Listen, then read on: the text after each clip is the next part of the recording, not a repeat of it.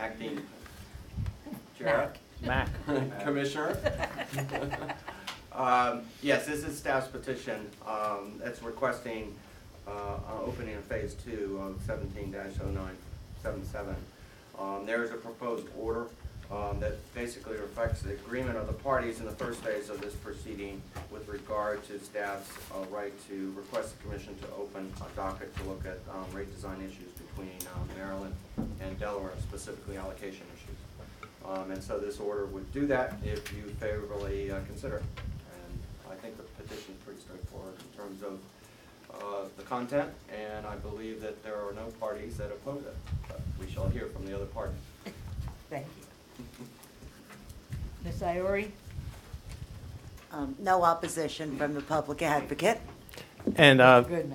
Delmarva has no opposition either. But if you will indulge me for maybe a minute, this is a matter that it's been in the last 2 rate cases, both of which were resolved through a settlement and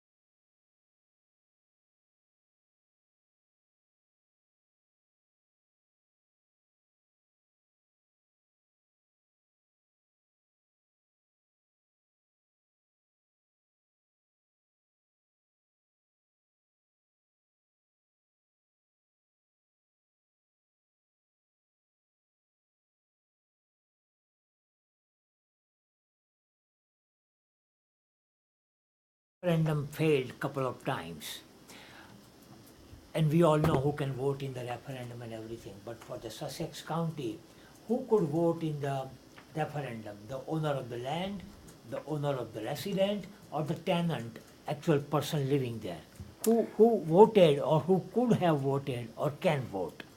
Commissioner Correa, that's interesting you bring this up because it's been quite a legal debate who can vote. Delaware law establishes property owners vote, LLCs vote, residents vote, leaseholders vote, as long as they have long-term leases. So this particular one, when we have a beach vote, which we have from time to time, a lot of LLCs vote, a lot of corporations vote. This particular one, the only non-individuals who voted were churches. So that tells you something about the district. So anybody who votes under Delaware law, like obviously is allowed to vote in a referendum, and that's what we normally see. We see a great cross-section. But this particular one has had a very, very high percentage of real people vote versus nondescript people.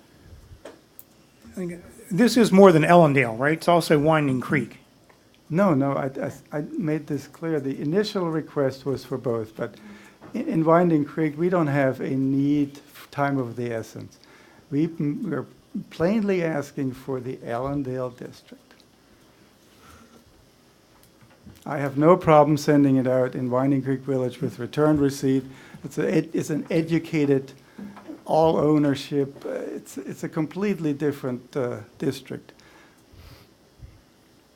Well, it's still under Title 26, either way. I would just like to clarify the eligible voters in the Ellendale district. It is the landowner, the renter, Yes? an LLC, and someone who would own the mobile home but not the land under it. Somebody owns the mobile home, but not the land under it, but lives in the mobile home, yes. Yes. And that's not the county law, that's the state law. Any other questions? What is your pleasure?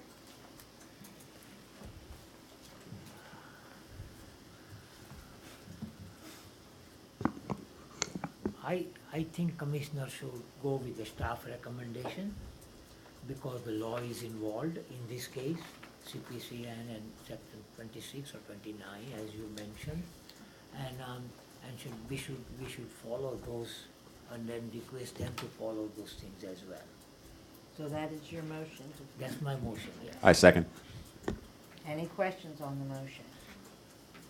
All right. All those in favor, please signify by saying aye. Aye. Aye. Aye. Any Aye. opposed? Any abstentions? Thank you. And now we are on to directors, any public comment? Is there any member of the public who would like to make a comment? No.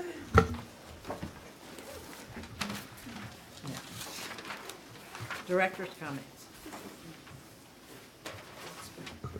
Thank you, Madam Chair, Acting Chair, and Commissioners. If I might ask Jerry Platt and Demi, both just take a seat so that we can do it at one time. The first item under Director's comment is Commissioner Gray, as a member of the NARUC Gas Committee, forwarded an email to me which had a NARUC survey of state commissions regarding federal legislation to reauthorize the Pipeline and Hazardous Materials Safety Administration Program, otherwise known as PHMSA. Jerry Platt, our senior engineer who administers the program, has a summary of our response, not exactly the words for the response, and since there's a timeline issue, we wanted to present our views so that we can get your approval to file this response to NARU. Chair. Thank you, Raj. As Raj said, NARUC is putting forth 3 requests to Congress to be part of the reauthorization of the federal pipeline safety statutes. Good. And so I'm not sure that all the commissioners have seen this. I know Commissioner Gray has, I believe. And I just want to give you a little bit of background. I'm a member of NAPSR, the National Association of Pipeline Safety Representatives. It's the program managers of the pipeline safety programs all across the country. And as a member of NAPSR, we consult with NARUC on these suggestions for reauthorization every time it comes around. So we put forth as NAPSR the same ideas that NARUC puts forward is my point. And we work with the NARUC lobbyist, Chris Melee. He comes to our regional and national meetings all the time. And we just want to make sure we're in lockstep with NARUC. So before I start getting into the particulars of each one of these items, I just want to say there's nothing in the 3 items that can harm the state of Delaware or any of the states that I see. But I do think there's some different ways of looking at some of this that are worth talking about and educating you commissioners about. So that's what I hope to do today. The first one being to increase PHMSA's state funding budget for state pipeline safety programs base grant. Now, of course, increased money can solve a lot of problems. It always does. But I think there's a different way of looking at this that needs to be considered. And I want to give you some background on this too. Congress already authorizes PHMSA to reimburse states up to 80% of their total program costs to run their pipeline safety program. Okay, 80% is the maximum cap that we can get. That's the max. Usually, Congress does not appropriate enough money for us to get 80%. Now, in the past several years, we've gotten anywhere from 60 to close to 80%. I've not seen it reach 80 since I've been here. So that's one point about this one. The other one is that total costs are made up of direct costs and indirect costs. I need to make it clear, I'm an engineer, not an accountant, but I'm going to do my best to explain some of this. Direct costs is pretty simple. That's direct costs. That's like my salary, my fringe benefits, the cost to rent a car, to go to our inspections, whatever it may be. Indirect costs are a little more vague and ambiguous. And in simple terms, indirect costs are those where an exact number cannot be associated with a service to the program. And one of the examples always given of an indirect cost is the portion of a computer network used by the pipeline safety program that would be, we use computers every day, but I can't put an exact number on how much it costs to get the pipeline safety component of our network to turn into the feds. I just don't have that exact number. So as a result of that, they give us indirect costs. Now, in 2018, Delaware received $186,572 as reimbursement from PHMSA for our 2017 total program costs of $266,980, and that was approximately 70%. So we didn't hit that 80% mark.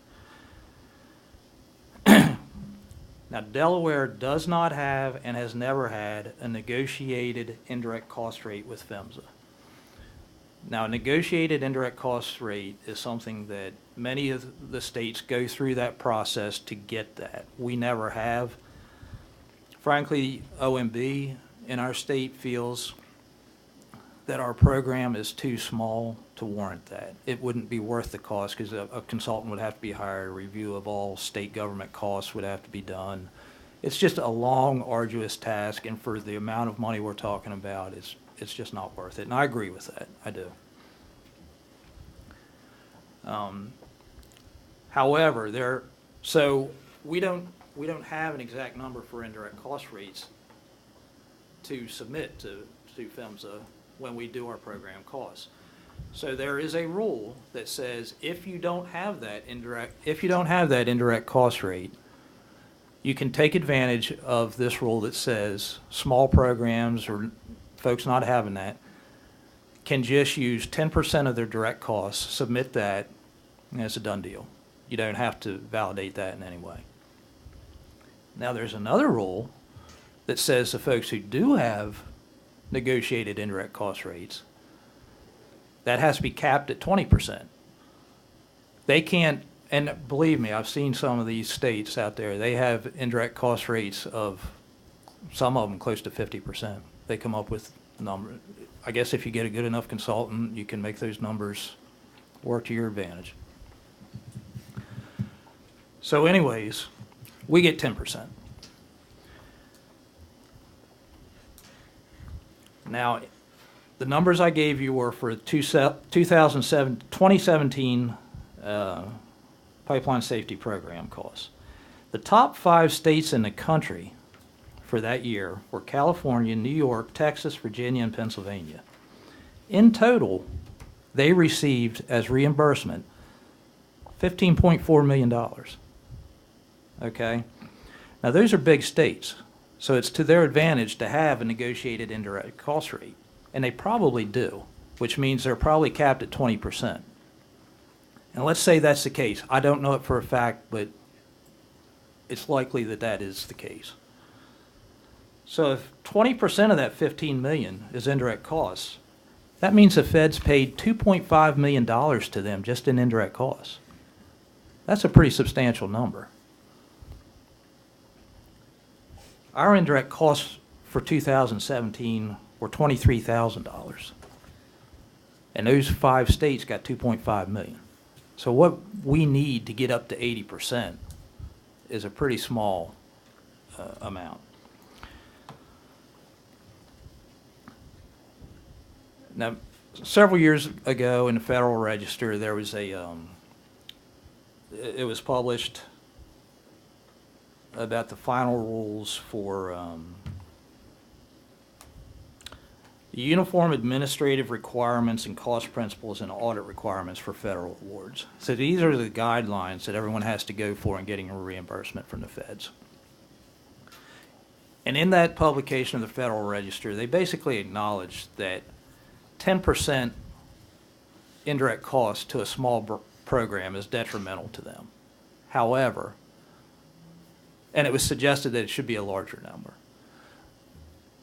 However, they said, yeah, that's probably true, but we fear federal government over-reimbursing, and we don't want to do that. So we're going to stick with 10% because that's an easily defended number, and we're sure we won't be over-reimbursing.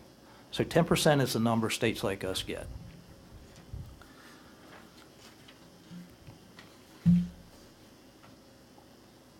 So in summary, what I'm trying to explain is, in my opinion, getting more money, as this request is asking for this year, I personally think that's unlikely. But you've got the bigger states that are essentially covering their direct costs, some of their direct costs, with this huge amount of money they're getting as indirect costs, whereas us small states, we're not able to do that. So what I'm saying is maybe a better way to look at this is with the funding that you do get, instead of asking for more to bring every state up to 80% of its total costs, why not look at it where all states get 80% of their direct costs, the real costs, like the salaries, the fleet vehicles, things like that, and then whatever amount of the appropriation is left, distribute that in some fair manner to all the states as indirect costs. Now, I know they did not ask for an alternative proposal, but I'm just saying that's something that could be done, and I think we're missing a chance to do something like that as a small state by asking for more money for all states where that's probably unlikely to occur. That's my point for this first one. The second item that NARUC proposed as their ask for reauthorization is to combine the state damage prevention grant and the one-call grant. Again, this is not going to hurt the state of Delaware. There's no harm in doing this, other than the fact that right now the state damage prevention grant is received by the Miss Utility of Delmarva Group. The one-call grant is received by us here at the commission to administer. So if you combine it into one, NARUC is saying, make it one grant, give it to the Public Service Commission of each state to administer. So now, instead of Miss Utility Group getting that grant and having the ability to determine how that money is spent, they lose that authority and it goes to us. They're likely not going to like that real well. And that's going to be the same thing that happens in a lot of states across the country. Another point to be made with that, these two grants is, the fact of the matter is, and I used to sit on the committee to determine how the state damage prevention grants were awarded to many states.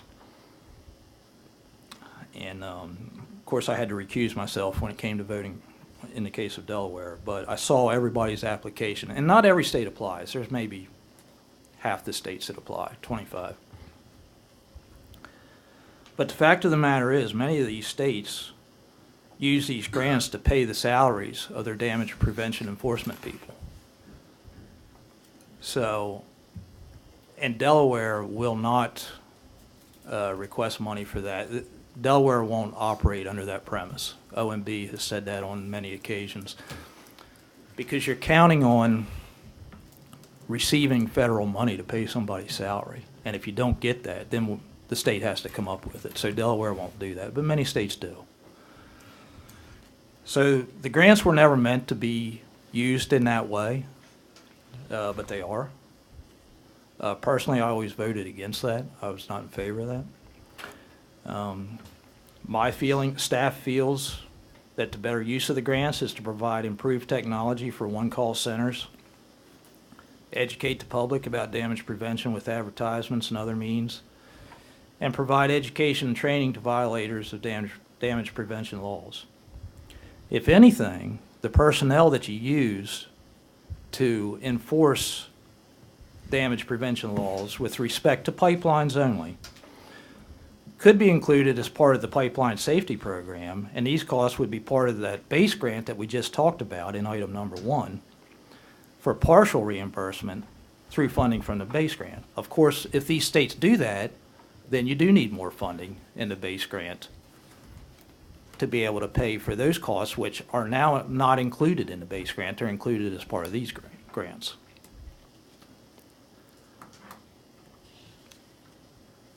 Now, the last item that NARUC is proposing is to eliminate the up to 4% penalty for states deemed inadequate in their damage prevention enforcement program. Again, not against this proposal, but it feels unnecessary. This penalty was proposed a few years ago, and all states were given 5 years before the penalty would be imposed. The final rule to impose the penalty went into effect on January 1st, 2016, and Delaware was provided its determination of inadequate on December 28th, 2016. So admittedly, there's some confusion for staff as to which of these dates started the clock ticking as far as the 5-year period. But at any rate, the earliest it will be imposed is January 1st, 2021. Now, this is all about whether or not a state really enforces its damage prevention laws. And up till now, Delaware really has not, and we were deemed inadequate. Back in 2017, there were 26 states, 25 other states like us that were deemed inadequate. I don't know what the exact number is now, but it's far fewer than that. States have made law changes, and Delaware just made a law change this past summer so that we here at the commission can have the authority to enforce damage prevention laws, shared responsibility with the Attorney General's office. Took us a long time to get that, but we did. So now we have had every year PHMSA evaluates us to determine if we're adequate or inadequate and if this penalty is going to affect us or not. If you're deemed inadequate, this penalty is going to hit you. So right now we're inadequate and it's going to hit us. But we made this law change, so we've got a chance now to become adequate. The only thing we haven't done, and PHMSA has acknowledged we're well on our way to being deemed adequate. The only thing we have to do is come up with a procedure for enforcement actions and actually take action against somebody. We just haven't had enough time yet since the law changed to be able to actually do that. So that's the only thing holding us back. So there's a handful of other states that haven't made that law change yet and don't have that ability and are going to be continued to be deemed inadequate. My feeling is we did it, they can do it as well. And incurring this financial penalty will encourage these few remaining states to make the changes to enforce the damage prevention laws. This is very similar to what happened several years back with underage drinking laws. Federal Highway Administration said, if you don't raise your drinking age to 21, we're not going to give you federal funds for your highways. Well, there's a bunch of stubborn states out there that said, we don't care. We don't need your money. Keep it. Well, eventually, they all gave in and they all came around, and drinking age across country is 21 now. This is the exact same situation. They're using the money to get people to do what they want. And the fact is, if a state doesn't enforce its damage prevention laws, like right now we don't, the feds have the authority to come in and do it for us in the case of pipelines. No other utilities, but in pipelines they do. So it only seems right to me that if they're going to do the work of enforcing, why should they pay us? Why shouldn't they penalize states 4% if they're going to be the ones that are left to do the work? That's just my personal feelings on that. So in summary, none of these, as I said at the beginning, none of these NARUC proposals will harm Delaware. I just wanted to bring out these points to educate you on the background of some of these points and give you a different way of looking at it. Questions? Thank you, Mr. Platt. I appreciate that very much, as well the work that you're doing to make sure the pipelines in this area are safe, along with the other utilities that are operating them. I would only suggest that as you submit the responses to the president of NARUC, who issued them to each utility commission, that your suggestions and alternatives that you've mentioned to the commission should also be included. Thank you very much. Thank you, Commissioner Ray. Great. We'll do that. Thank you, Chair. Next is Demi. He's going to give an update to the commission regarding the PJM Green Hat financial transmission rights matter. Demi? Madam Acting Chair, Commissioners, I'm here to talk about PJM and the Green Hat FTR default. You may recall that Green Hat Energy was a major participant in the PJM FTR's market. To take a step back, FTRs are financial transmission rights. They're financial products that help energy buyers, generators, distributors, and distributors to hedge against congestion in the wholesale energy market. So Green Hat, which was an energy trading company, so they didn't serve any load, had accumulated a substantial FTR portfolio based on the assumption that congestion in PJM will increase, and that will result in a nice payoff for the company. However, in June, Green Hat's position started to turn against them. In a sense, congestion was lower than anticipated, so the value of their portfolio began to deteriorate. In early June, PJM issued an invoice to Green Hat for about 1.6 million, which the company failed to pay, and they ultimately went into a default on their obligations. So, to ameliorate the situation, in July, PJM filed a request for waiver with the FERC, which allowed the stakeholders to come up with alternative solutions to deal with the default. The stakeholders agreed to let Green Hat's position go into settlement as opposed to liquidation, and this method was used for the auctions from September to January. By the end of January, the Federal Commission denied PJM's waiver and required them to unwind all the settlements, rerun all the previous auctions, and liquidate Green Hat's positions. Unfortunately, this can potentially increase the cost of the default by 200 to 300 million from the initial estimates, and that would push the total cost of the default to at least $430 million.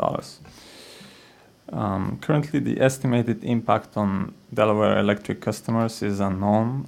However, it is certain that the cost of the default will eventually flow to all PJM members and subsequently to the end-use customers. So under the guidance of Chairman Winslow, we joined Pennsylvania Commission and DC Commission in filing comments in support of PJM's motion to stay and their request for a rehearing of the FERC order. In our comments, we noted that we do not condone the flows or ignore the flows of the FTR market that led to these events. However, we are mainly concerned with the cost impact on customers. We will continue to follow the issue and update the Commission on any further developments. However, at this time, no action is required by the Commission. I'm happy to take any questions. I have one question. If the FERC directed the liquidation of Green Hat on which date? January 30th. Well, that's the FERC decision, but on which date for liquidation does FERC recognize? Well, is it back in June, or is it when they made the decision in January? They denied the waiver, and the waiver was to suspend the current rules that PJM has for liquidating these provisions. So when they denied the waiver, that forced PJM to liquidate as opposed to the settlement. Okay. So in a sense, I would say from January the 30th. Okay, so I'm going to ask, I see Lori Lee from PJM.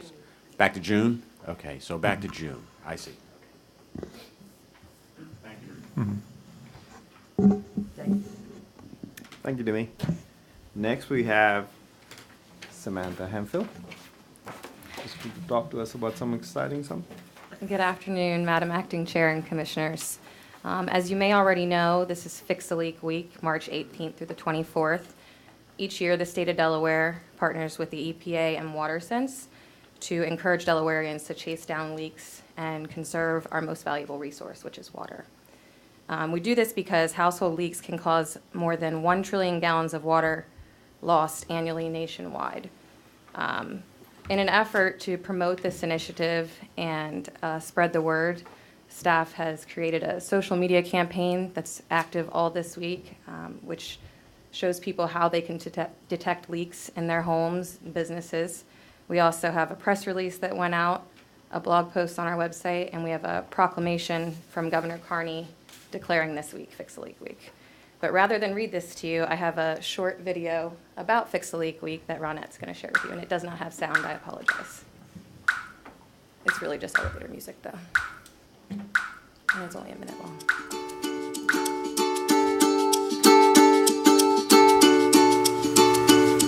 So I'm going to take a second to say if you don't follow the Delaware Public Service Commission's Facebook page, please do.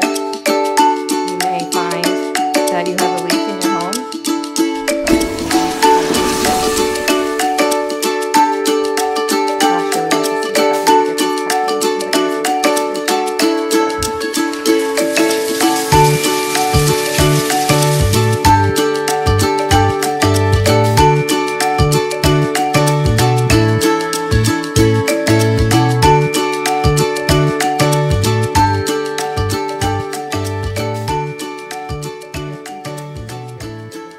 yeah. And that's all I have. Thank you. Thank you, Ken. Any questions for Sam? Thank you, Sam. Before we go into executive session, I'll make the announcements because that way if folks want to leave, they can leave. The next item is that we'll have an evidentiary hearing on PSC docket number 18-0953, Delaware Power and Light Prepaid Program on March 27th and March 28th here at the commission at 10 a.m. The next commission meeting is Tuesday, April 2nd, 2019. Apparently there'll be 5 of you here. And with that, there are not going to be any other announcements. We're going to go into executive session. It might be very short, it might be long, depends. I'd ask the public advocate to stay because it's an issue that you guys were involved in. And Gloria, if you could transcribe the, I know, but I'm just giving you a heads up on the executive session. All right, now we're ready for your motion. You put- You need to state a reason on the record for going into executive session. Yes, it's written in there. Waiting,